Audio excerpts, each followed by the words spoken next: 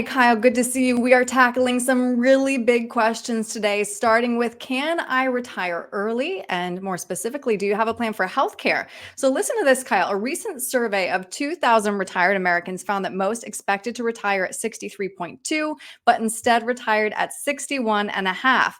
And 1 in 3 said they would have retired earlier if they'd had the chance, of course. So why don't we just start with that $1 million question, Kyle? How much money do I need in the bank to retire? Absolutely, Erin. And so, I mean, we've seen those headlines on the internet, right? If you have $1 million, you're good to go Yep. for retirement. Yep. Well, I wish it was that simple. There's Me no too. magic number for everybody. It all comes down to having an individualized plan. And like you said, one of the big things that you need to plan for are healthcare costs. Right. These have been rising like crazy lately, and they're a whole different animal, and they're a very important part. So, us in particular, we've got a great partner, a referral partner. His name is Andrew Gardner. He's a health insurance pro, absolute pro. We've been working with him for years to help our clients navigate those tough challenges. Hey there, Erin and Kyle. How are you today? Hey, Andrew. Good. Andrew. So, Andrew, question for you. People ages 65 and under. So when they go to retire early, what's one of the biggest challenges that they face when it comes to healthcare planning? Sure. Yeah. Three main pieces there. Number one, limited availability of plans.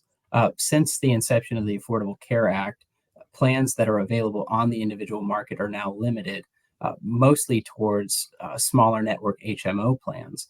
And the one PPO plan that's available here in North Florida is more than double the cost of some of those HMOs. That cost, for example, a 65-year-old male, the cheapest health insurance plan that they could purchase is more than $700 a month. Wow. However, if that same 65-year-old male had a taxable income of $75,000, they'd be eligible for about a $400 tax credit per month paid directly to the insurance company to limit the cost of that health insurance premium. Mm-hmm. That tax credit is based off of your estimated taxable income for the current calendar tax year, which can be from a number of sources like earned income from employment or self-employment, capital gains, or income taken from a qualified retirement plan. Mm-hmm. Lots to consider there. And Kyle, I do want to ask you about that because I know you specialize in retirement income planning then. So how do you help people develop a retirement income plan then to manage all those costs? That's an excellent point there, Aaron. And the big thing really comes down to understanding where your income is going to be coming from. Mm-hmm. Are you taking Social Security early at age 62? Well, if you are, like Andrew just said, that's going to count towards your income and may limit your ability to get that tax credit, especially if you're pulling money like most people do from their 401k plan or a traditional IRA. This is where planning can come into play big time. So if we started doing some Roth conversions or Roth funding heavily before you push that button and retire, that can really help limit your healthcare costs when you do retire early. Mm-hmm.